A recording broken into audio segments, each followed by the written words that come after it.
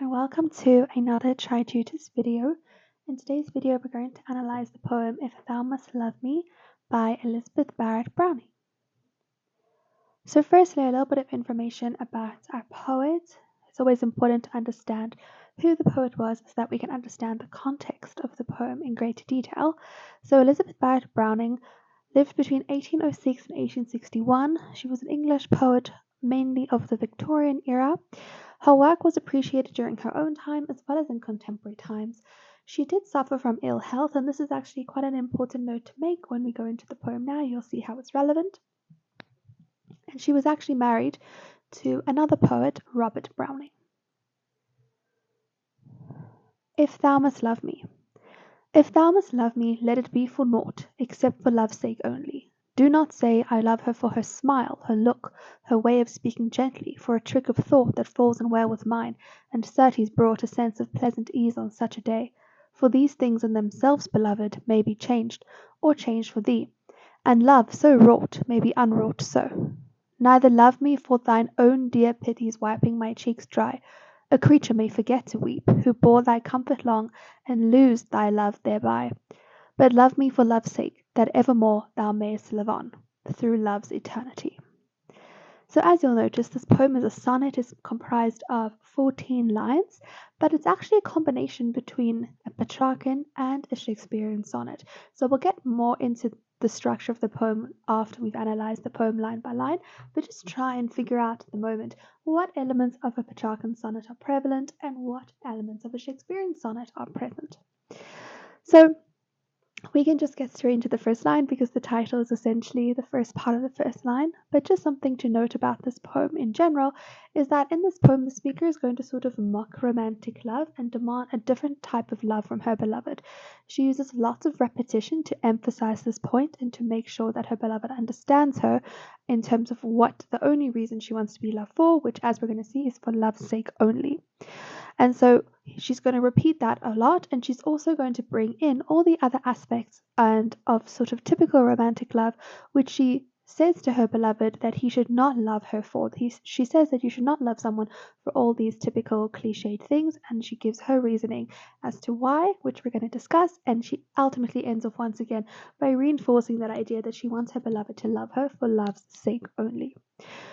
So when we start the first line, it sort of seems like we've interrupted a conversation between the beloved and the speaker, because the speaker sort of seems to interrupt even the beloved, and she proclaims, if thou must love me.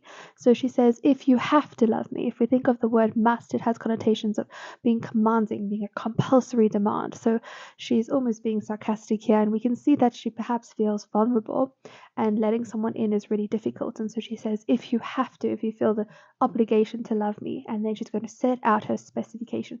So she's very demanding in this very first line.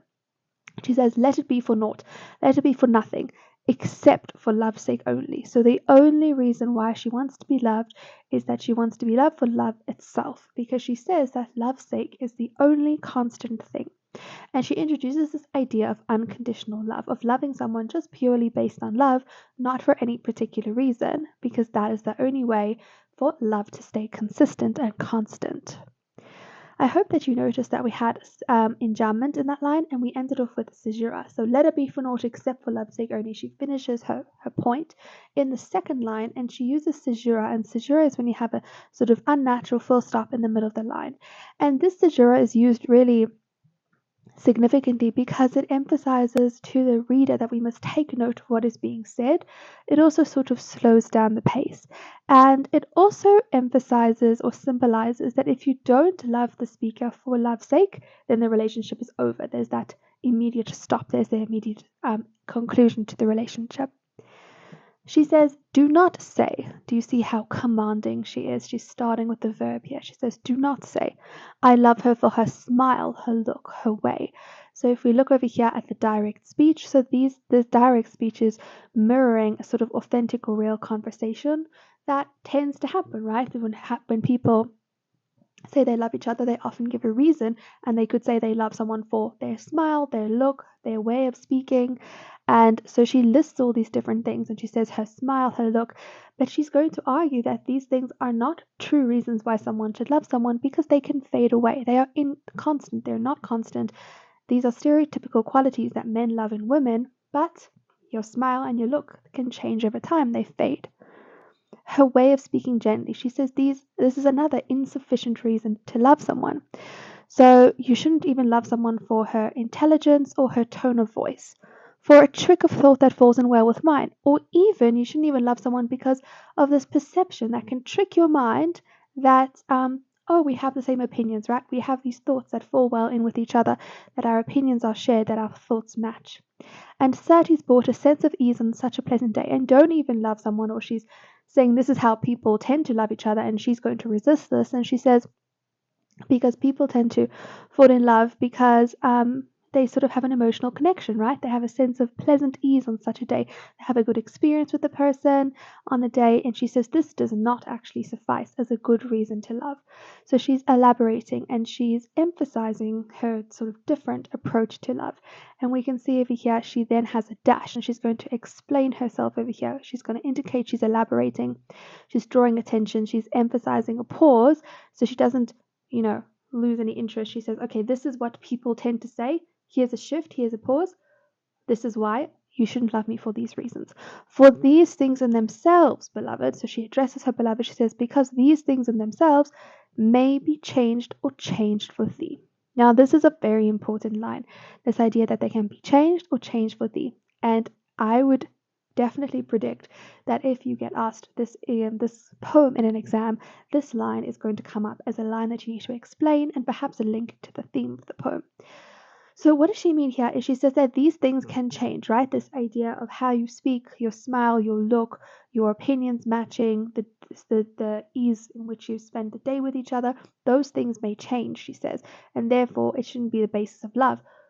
But also she says that these things may change for thee, they may change for you. So the beloved may initially like someone's smile or like their opinions or like their look, but then it changes for them. So either the actual look and smile and everything will change, or it can change the speaker's, or sorry, not the speaker, the beloved's perception of these can change.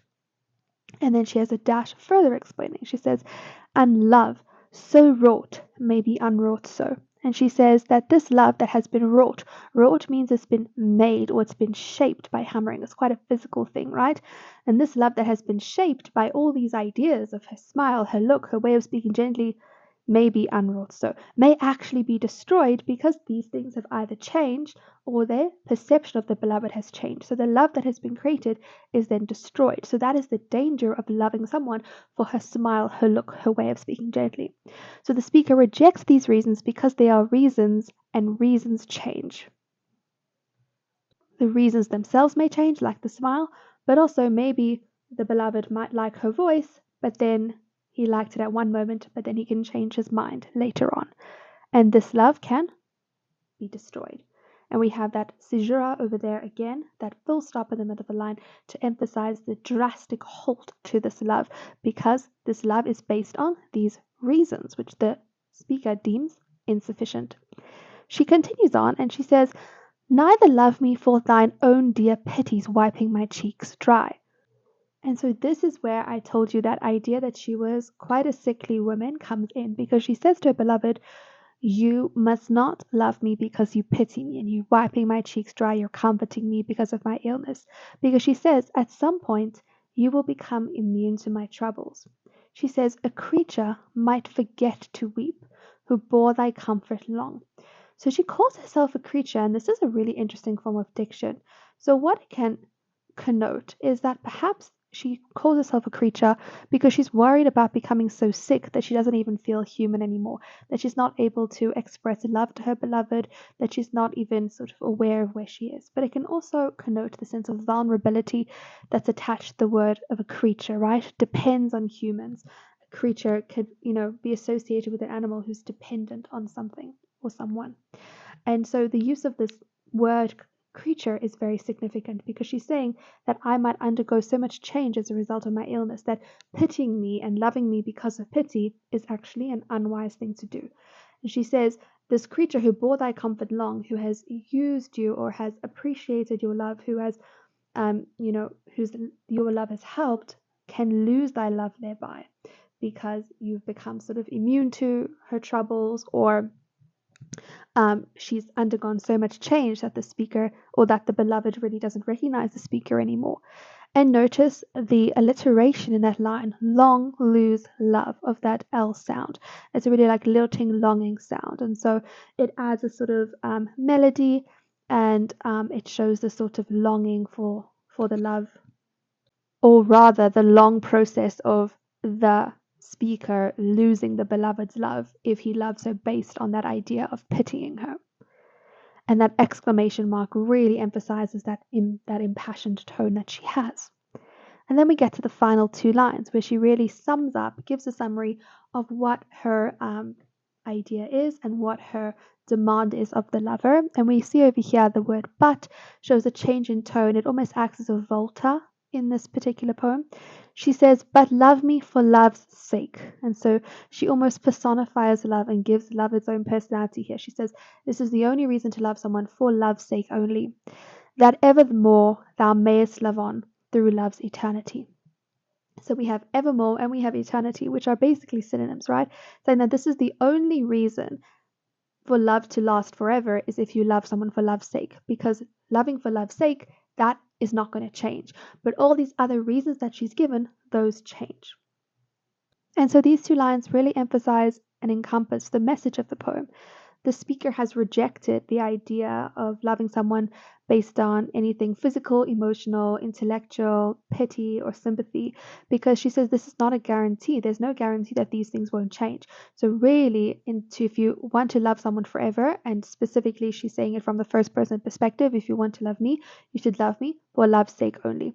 Now, we've said words like demanding, and it is quite, she's being very assertive and confident in what she's saying, and she's not sort of veering off track in that regard, but it's not entirely harsh, right? She uses words such as beloved. She clearly does love the person who she's speaking with, but she is saying, and she's sort of instructing the beloved on the correct reason to love her. So notice throughout the poem we have a repetition of the word love, a repetition of the word change. We also have lots of dashes, and these techniques are used to convey the message. You have the sense of cumulative listing. She has a list of don'ts as to why she should not be loved for this and this reason, and then ultimately she comes back to that thing that she mentioned in the very second line, which was that you should love for love's sake only. And so through this poem, she actually sort of seems to question other people's, or the typical sort of reasons why people have relationships or why people love each other. So she draws skepticism on these typical notions of romantic love. The enjambment throughout the poem mimics natural speech, and it emphasizes how authentic and sincere the poet's tone is. It's not a dramatic or grand, or I suppose it is a little bit of a grand proclamation, but it's set in a sort of private setting, and so it's very personal. It's very much from the heart. She is letting her deepest feelings out in this poem. And so we can understand that the speaker values a certain type of love. She values love for love's sake, a sort of conscious love. So let's analyze the poem in terms of the structure. Just before we do that, I just want to also mention how the poem is slightly hyperbolic with this use of eternity and evermore, like love lasting forever. I suppose you can see that as hyperbolic, or you could see it as romantic, up to you. So in terms of the structure and the form, like we spoke about, it is a sonnet, but we're going to notice that the Petrarchan elements of the Italian sonnet, we see that there is no specific problem and solution. There's no real octave and sestet, but what we do see, but the Petrarchan feature comes in with the rhyme scheme of A B B A, A B B A, C D C, D C D. And then in terms of the Shakespearean element is we have the last two lines. They don't rhyme, but they do act as a couplet which summarizes and reinforces the key message of the poem. And we also have a little bit of the volta, which is mentioned in line 13 with that but. That's the sort of change in the poem. So different placement to a typical Petrarchan sonnet. And this structure and form is actually quite effective because it emphasizes a sense of fusion or combination, which echoes or symbolizes the unity between lovers. So the theme and the message of the poem is the true nature of love, unconditional and eternal nature of love, loving for love's sake only. And the tone can be described as sincere, demanding, direct, assertive, and the mood is quite authentic and unwavering. Thank you for watching. I hope that you found this video helpful. Please remember to like the video and to subscribe to the channel, and I'll see you in the next video.